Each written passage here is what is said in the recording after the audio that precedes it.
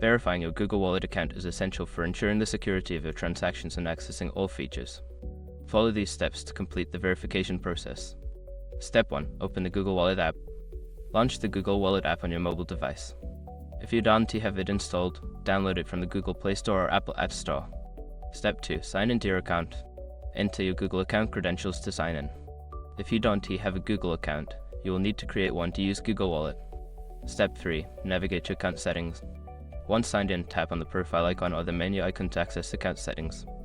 Look for the option labeled Account Verification or Verify Your Account. Step 4. Provide required information. Follow the prompts to enter the necessary information for verification. This may include your phone number, address, and identification documents depending on your location. Step 5. Confirm verification. After submitting your information, you may receive a confirmation email or notification. Follow any additional instructions provided to complete the verification process. Once you have completed these steps, your Google Wallet account should be verified, allowing you to use it for transactions securely.